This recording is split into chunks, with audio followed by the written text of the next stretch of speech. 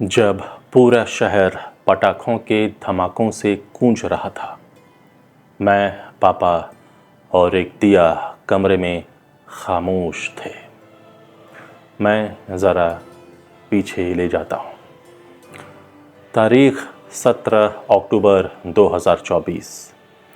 मेरे पिता हरि नारायण सिंह जी रोज़ की तरह मॉर्निंग वॉक कर घर आए। पापा रोज़ाना करीब 8 से 10 किलोमीटर वॉक किया करते। उसके बाद करीब 40 मिनट वह योगा भी करते।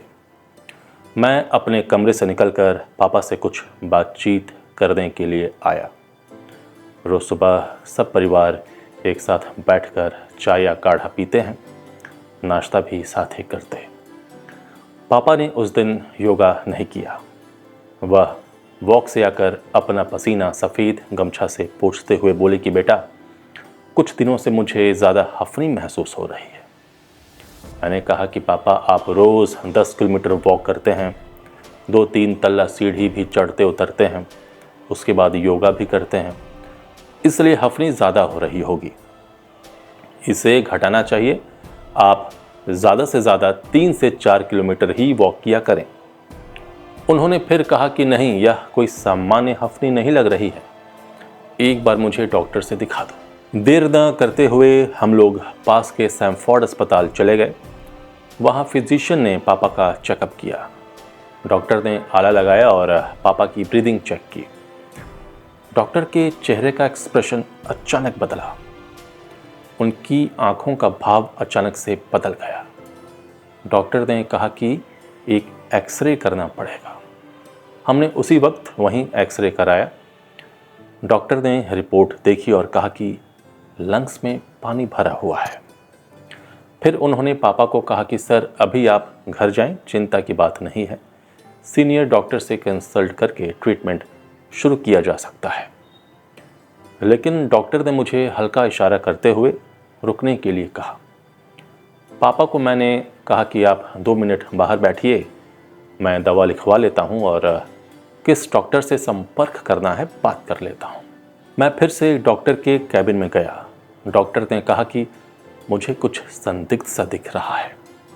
मुझे लगता है आपको देर न करते हुए कोई निर्णय लेना चाहिए। हो सके तो आप दिल्ली या मुंबई में बड़े डॉक्टर से संपर्क करें। मुझे लगता है कि आपके पिता को कैंसर है। अब ये वर्ड सुनकर मेरा पूरा शरीर मानो ठंडा पड़ गया था। फिर डॉक्टर ने कहा, मैं पूरी तरीके से नहीं कह सकता, लेकिन आपको देरी नहीं करनी चाहिए। हम घर वापस आ गए। मैंने पापा से कहा कि हमें दिल्ली या मुंबई के बड़े अस्पताल में चलना चाहिए, वहीं से इलाज कराना उचित रहेगा।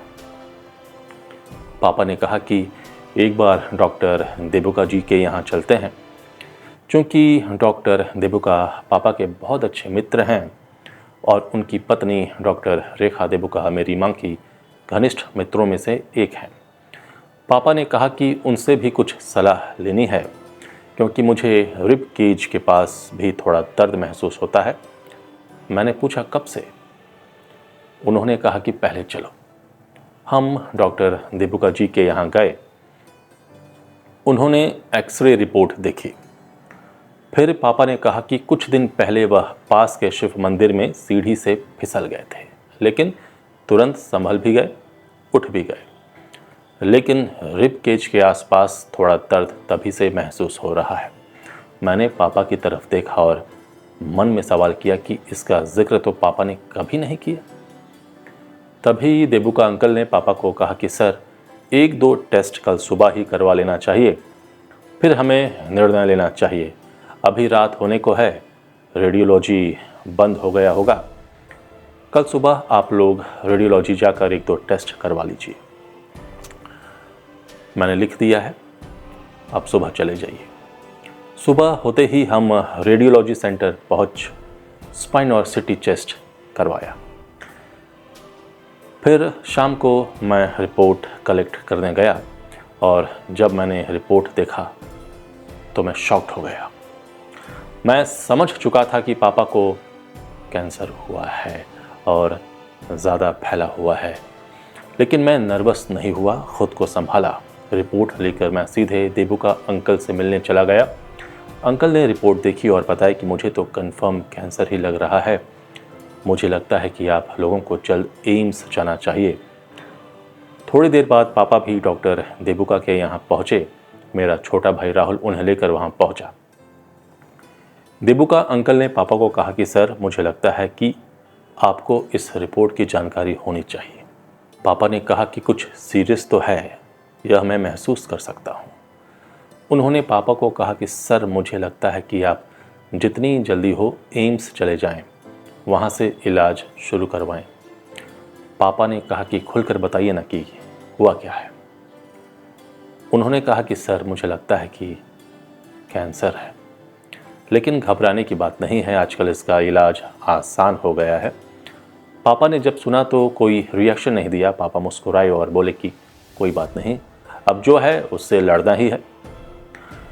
अब एम्स की बारी आई तो मैंने कहा कि संजय सेठ जी से बात करनी चाहिए। पापा ने कहा ठीक है, बात करो। मैंने उन्हें कॉल किया कि अंकल आप कहाँ हैं, मैं आपसे मिलना चाहता हूँ। चुनावी माहौल था, प्रचार अभियान चरम पर था। उन्होंने कहा कि बेटा, शाम को मैं घर पर मिलूंगा, आप वहीं आ जाना। मैं, पापा और मेरे चाचा जी उनसे मिलने उनके आवास पहुंच गए। नेताओं का तांता लगा हुआ था।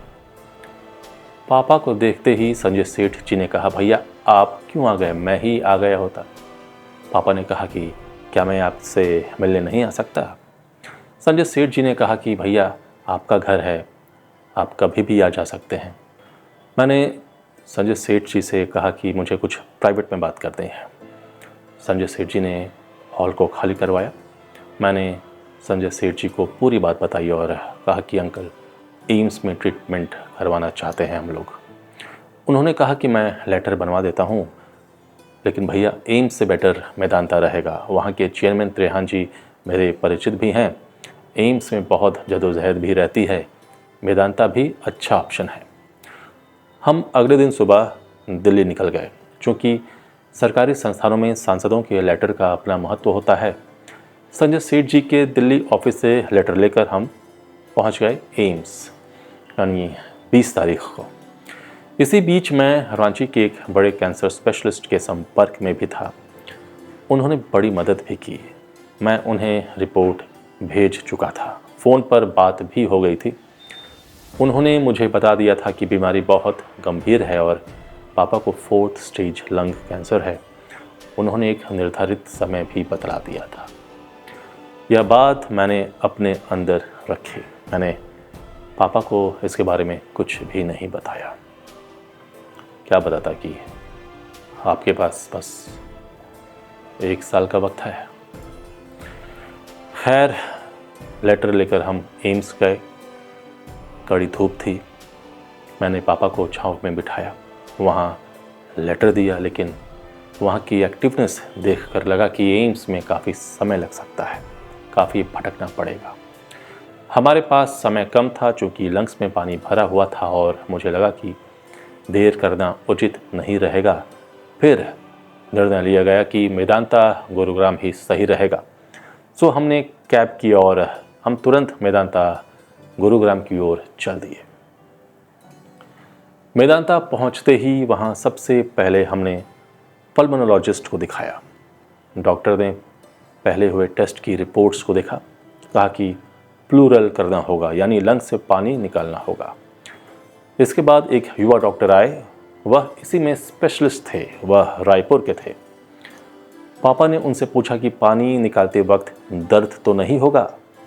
डॉक्टर ने कहा कि सर, आपको पता भी नहीं चलेगा। पापा को एक कमरे में ले जाया गया। प्रोसेस शुरू हुआ। मैंने किसी बहाने से उस कमरे में जाने की कोशिश की। मुझे पता था कि पापा नर्वस होंगे। मैं पहुंच गया पापा के पास और पूछा, कोई दिक्कत तो नहीं हो रही है ना पापा? उन्होंने कहा, नहीं बेटा, सब ठीक है। मैंने कहा कि मैं बाहर ही हूँ, आप टेंशन मत लीजिएगा, बस दरवाजे के बाहर खड़ा हूँ। करीब 800 ml पानी निकाला गया। उसके बाद उस फ्लूइड को टेस्ट के लिए भेजा गया। उसी दिन पापा का ब्लड टेस्ट भी किया गया। पहली बार पापा की नसों में से खून लेते हुए देखा। पापा मेरी ओर देखे। जब सुई उनकी नसों को छेद रही थी तो वह हल्का सिसके। उन्होंने मेरी तरफ देखा। मेरे लिए यह पल काफ़ी कष्टदायक था। मैंने आज तक पापा को ऐसे नहीं देखा था, लेकिन अभी तो यह शुरुआत मात्र थी। मुझे क्या पता था कि मुझे और पापा को अभी बहुत कुछ देखना सहना था। पापा अपनी पूरी ज़िंदगी में सिर्फ एक बार अस्पताल का मुंह देखे थे, जब उन्होंने अपना गॉल ब्लैडर का ऑपरेशन करवाया था। साल था 2005। पापा उन दिनों हिंदुस्तान अखबार के संपादक हुआ करते थे। तब वह 2 दिन के लिए दिल्ली के ही गंगाराम अस्पताल में भर्ती थे। उसके बाद उन्होंने कभी भी अस्पताल का मुंह नहीं देखा, ना ही वह कभी बीमार पड़े, क्योंकि उनका लाइफस्टाइल बहुत ही सादा रहा। सादा खाते, सादा जीवन जीते। उनके लिए पत्रकारिता ही उनका जीवन था, उसी में उनके प्राण बसते थे। प्लूरल फ्लूइड से कई टेस्ट किए जा रहे थे। हर दिन 1-2 रिपोर्ट आती। फ्लूइड से टीबी का भी टेस्ट हुआ, लेकिन पापा को टीबी नहीं निकला। उस वक्त सच कहूँ तो मैं मना रहा था कि पापा को कैंसर ना निकल के टीबी निकल जाए, क्योंकि टीबी का इलाज है, लेकिन कैंसर का इलाज, वह भी 4th स्टेज का, कुछ समझ नहीं आ रहा था। यह मेरे लिए ऐसा समय था जब मुझे लगा कि मुझे कमज़ोर नहीं होना है, मुझे मजबूती के साथ खड़ा रहना है।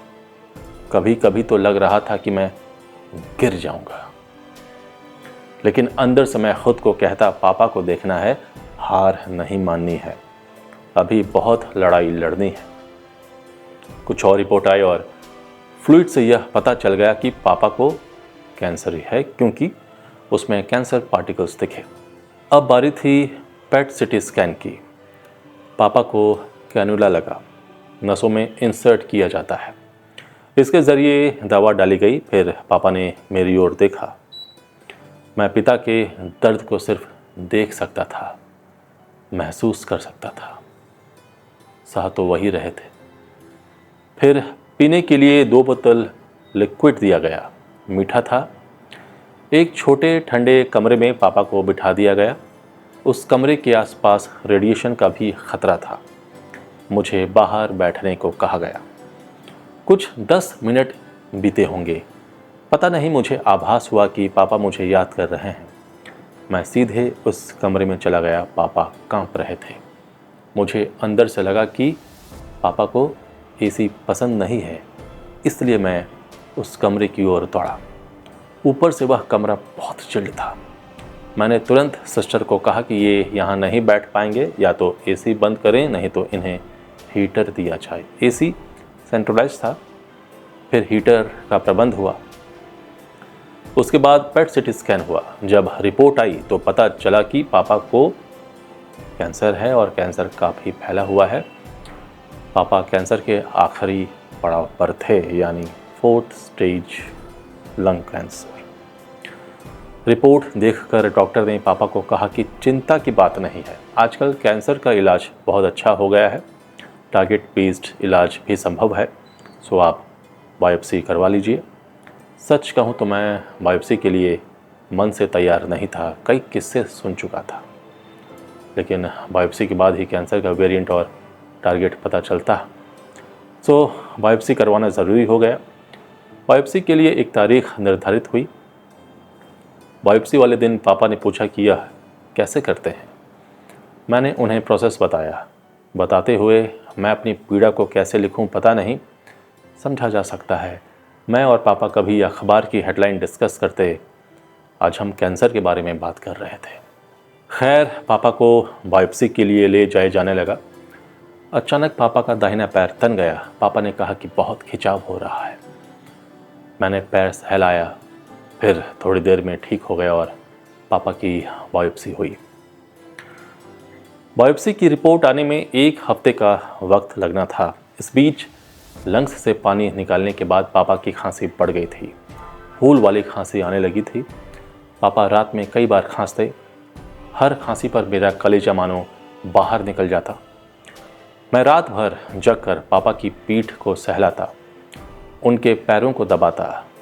पीठ दबाने के क्रम में कुछ ऐसे पॉइंट्स की जानकारी हो गई जब मैं वहाँ दबाता तो पापा की खांसी कुछ देर के लिए रुक जाती।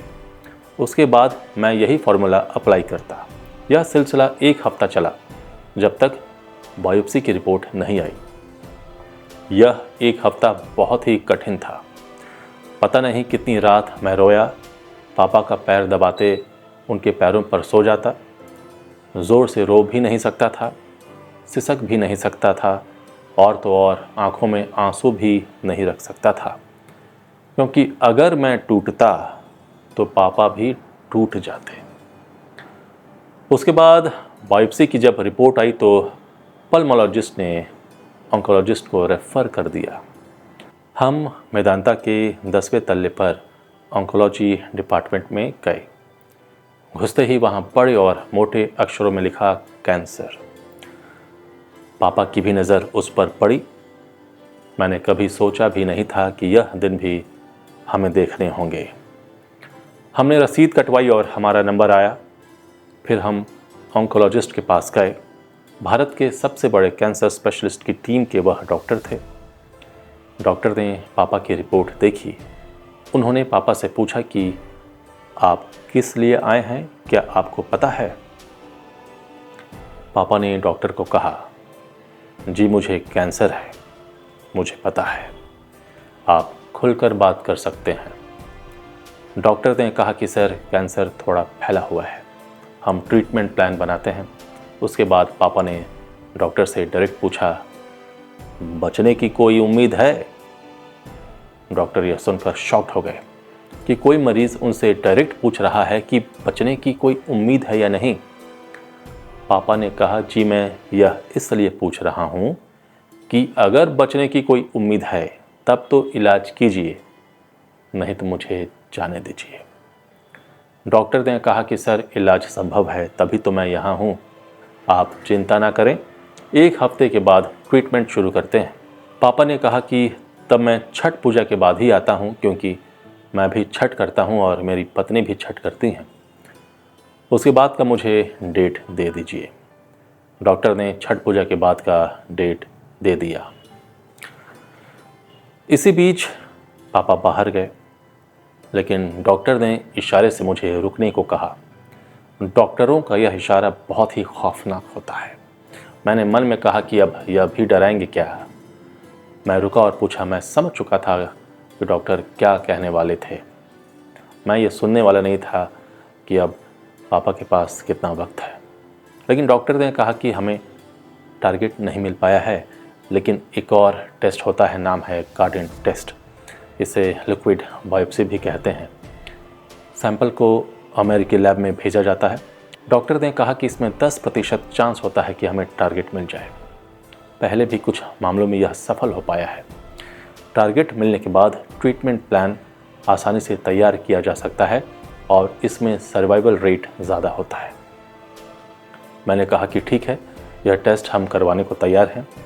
टेस्ट काफ़ी कॉस्टली था, इसलिए डॉक्टर ने पूछा कि आप यह टेस्ट करवा पाएंगे या नहीं। मैंने कहा कोई दिक्कत नहीं है, हम टेस्ट करवा लेंगे। उस टेस्ट को हमने करवा लिया, लेकिन उसकी रिपोर्ट 22 दिनों के बाद आनी थी। इस दौरान हमारी दीवारें भी अस्पताल के सामने अपार्टमेंट के एक रूम में बनी। एक कमरा भाड़े पर लिया था। यह पहली दिवाली थी जब बाहर पटाखों का धमाका हो रहा था, लेकिन हमारा कमरा खामोश था। पापा, मैं और एक दिया। पापा लेटे हुए थे और मैं उनके पैरों को दबाता। मेरी चिंता यही थी कि पटाखों के धुएं के कारण पापा की खांसी कहीं और न बढ़ जाए। पापा की जब नाक बजती तो मुझे सुकून मिलता कि पापा चैन से सो रहे हैं और मैं उनके पैरों के पास सो जाता। इस दौरान खाने का प्रबंध स्विगी के ज़रिए ही होता, या कभी कभी मेरी चचेरी बहन खाना ले आती। अब बारी थी रांची जाने की और उससे पहले एक ऐसा कमरा देखने की जिसमें किचन भी हो और गैस सिलेंडर भी। मेदांता अस्पताल के पास स्टार होटल मिला, वहाँ सरदार जी मिले। मैंने बात की कि 15 दिन के बाद आऊँगा और कमरा लूँगा। रूम में किचन भी था, गैस सिलेंडर भी था, फ्रिज भी थी और बर्तन भी। मैं अब अपने पिता के लिए विश्व का सबसे बढ़िया शेफ़ बनने वाला था। इस कड़ी को हम यहीं समाप्त करते हैं। इसके अगली कड़ी में पापा का आखिरी छठ और सूना रहा खरना। आप जुड़े रहिए आज़ाद सिपाही के साथ। धन्यवाद।